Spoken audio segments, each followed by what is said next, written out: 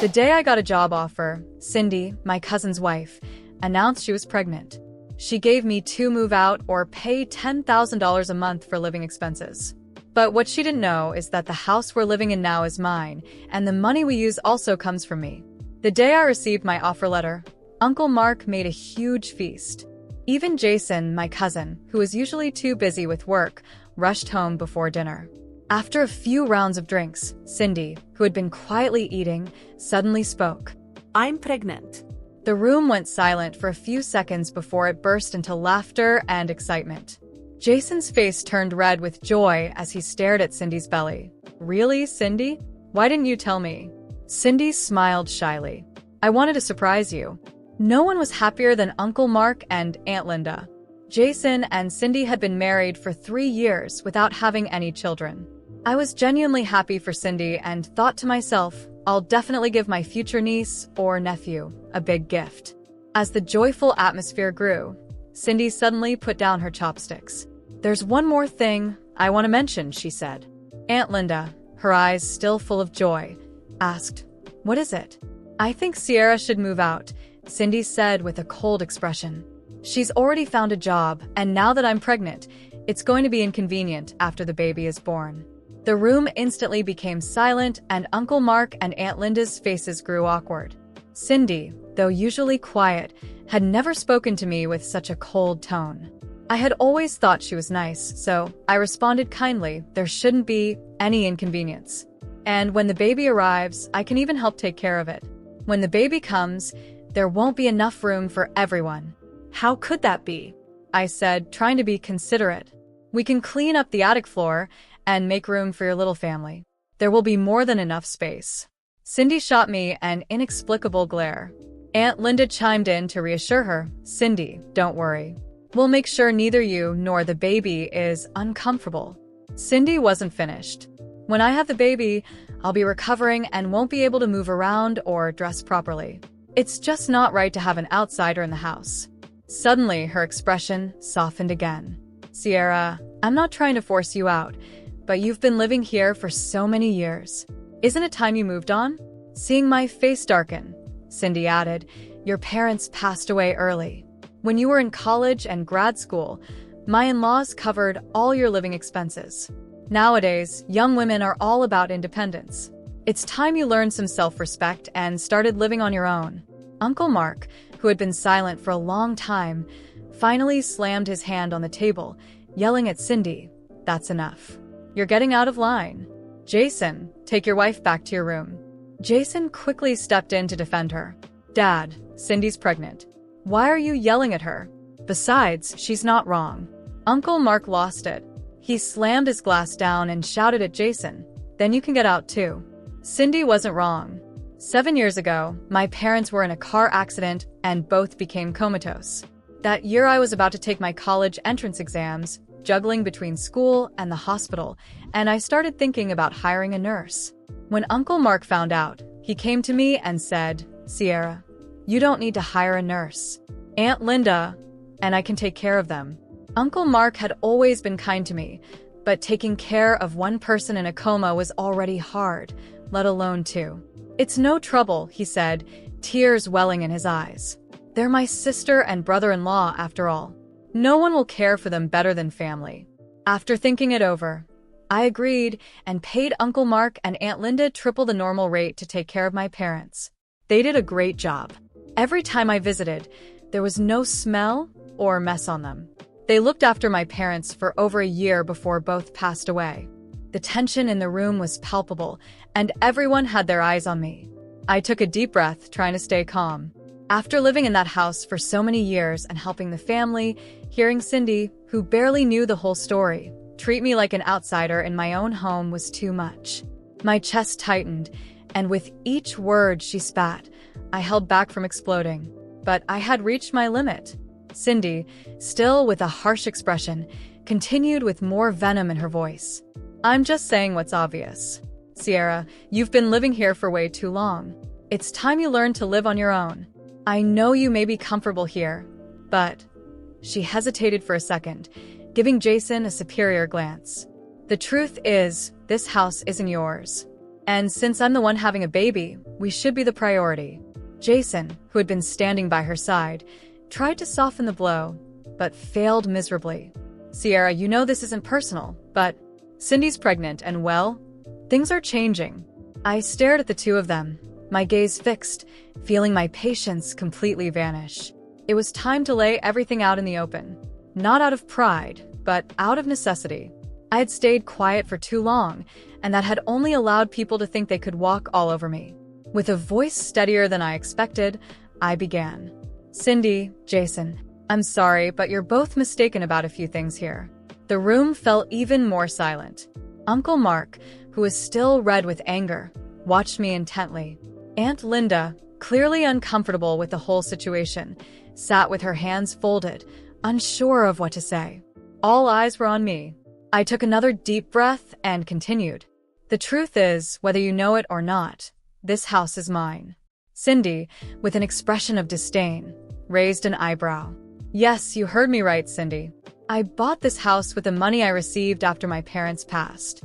I paid Uncle Mark and Aunt Linda to take care of them while they were in comas, and after they passed away, all the money, including the money used for the upkeep of this house, came from me. The shock in the room was immediate. Jason looked confused, as if he had been hit with an unexpected blow, while Cindy's face transformed from smug superiority to a mix of rage and humiliation. She went pale for a moment, her lips trembling, but quickly shifted her expression to something even colder, her eyes burning with pure hatred. What? Jason stammered, clearly at a loss. But, Dad, this can't be true, right? Uncle Mark looked at him, his eyes filled with frustration and shame. He hesitated before nodding slowly in confirmation. Cindy, still in shock, tried to gather herself, but it was clear she was furious. She opened her mouth a few times, as if trying to come up with a retort, but no words came. I had completely disarmed her. Finally, she muttered, almost under her breath. So, you're saying this house is yours? I nodded calmly. Yes, the house is mine. And the money we've been using to cover expenses here also comes from me. That uncomfortable silence returned, gripping the room. Cindy stared at me with a mix of resentment and contempt. Jason looked completely lost, unsure of where to look or what to say. The night, which had started with celebration, now ended with unbearable tension. Cindy, visibly trying to hold on to what remained of her dignity, stood up from the table without another word, turned and marched upstairs, her face twisted with anger. Jason followed after her, still in a daze. I knew this wasn't the end of it. The next morning, I woke up early, still exhausted from the argument the night before. I was determined to move forward and focus on my work. I got dressed, had a quick coffee, and left the house without saying a word to anyone. The tension from last night still hung in the air, and I figured it was better to let things cool off before any more discussions took place. I spent the entire day at the office, but something nagged at the back of my mind. I knew Cindy wasn't the type to let things go easily. When I finally returned home that afternoon, tired from the day, the first thing I noticed was the eerie silence around the house. It was unusual. Normally, there would be some sort of movement, especially now with Cindy pregnant. But there wasn't a sound. When I tried to open the front door, it didn't budge. My heart skipped a beat. I tried again, but nothing. I walked around the house to try the back door, but it was locked too. That's when I realized something was very wrong. Suddenly, Cindy appeared at the upstairs window, her face twisted into an expression of pure fury. "You're not taking this house from me," she screamed, before disappearing back inside. My heart sank. I knew exactly what she had done.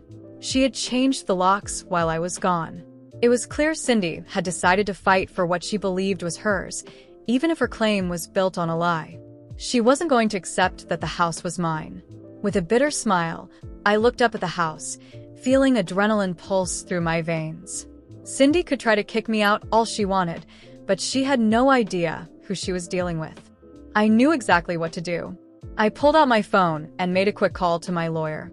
"Hi, it's Sierra. I need you to get the paperwork ready. Looks like we're going to have to settle this the hard way." The silence on the other end of the line was unsettling. My lawyer still hadn't responded to the voice message I sent, and I was growing more frustrated by the minute. This situation had spiraled out of control, and I knew I couldn't wait any longer. Cindy was trying to force me out of my own home, and I wasn't about to let that happen. Taking a deep breath, I decided it was time to escalate. I picked up my phone again, but this time, I dialed the police. Calmly, I explained the situation, how Cindy had changed the locks on my house without permission and refused to let me in. "Do you have proof of ownership, ma'am?" the officer on the other end asked. "Yes, I have all the documents. The house is in my name," I replied, already pulling up the scanned copy of the deed from my email, ready to show it to them when they arrived. About 30 minutes later, a police car pulled up to the house. 2 officers, both middle-aged men, stepped out and approached me. "Good afternoon, ma'am. We received your call. Can you explain what's going on here?" I laid out the situation, from the argument the night before to Cindy changing the locks without my consent. They listened intently, and one officer asked to see the proof of ownership. I handed him the documents, and he made a few notes before turning to his partner. "Let's talk to her," the other officer said. They walked up to the front door and knocked. A few seconds later, Cindy appeared, her face still flushed with anger. Her expression changed when she saw the police, going from surprise to irritation. She knew things were getting serious. "What's going on?" she asked, feigning innocence. One of the officers calmly explained the situation, making it clear that the house was legally mine and that she had no right to change the locks or prevent me from entering. Cindy, as defiant as ever, tried to argue. "This is ridiculous. I'm pregnant, I have a baby on the way, and she's trying to throw me out? I'm not leaving. This house will be ours soon anyway." The officer shook his head, unfazed. "Ma'am, we're not here to argue about the future. What matters is the legal ownership right now. This house isn't yours, and you changed the locks without permission. That's considered trespassing." Cindy's composure cracked. "I'm not leaving," she shouted, her voice shaking with rage. "This house should be mine, and you can't force me out." The other officer, who had been quiet until now, spoke up firmly. "You have 2 options, ma'am. Either you leave the house now, or you'll be arrested for trespassing. It's your choice." Cindy's face went pale. She looked at me, her eyes burning with hatred, but she knew she had lost. Her defiance crumbled, and after a few tense moments, she let out a furious scream. "You'll regret this," she yelled, her voice full of venom. "I'm leaving, but this isn't over." She stormed upstairs, and I could hear her angrily packing her things. Jason, still at work, wasn't there to witness the scene, but I knew he'd be livid when he found out. Still, I didn't care. Cindy had crossed the line. A few minutes later, she came stomping down the stairs, a suitcase in hand, her face twisted in rage. She stormed past the officers without looking at me, but before she left, she turned and shot me one final look of pure malice. Without another word, she walked out the door. I stood my ground, refusing to let her words get to me. I knew I had done the right thing. After the police left, I stood in the living room, finally feeling the weight lift off my shoulders. Cindy was gone, and she wouldn't be coming back. In the weeks that followed, Jason tried to reach out multiple times, but my decision was made. Cindy was never setting foot in my house again. Even when their baby was born, I held firm. Cindy had shown her true colors, and there was no way I was going to let her back into my life or my home. Eventually, Jason and Cindy gave up. They found another place to live, and I moved on with my life in peace.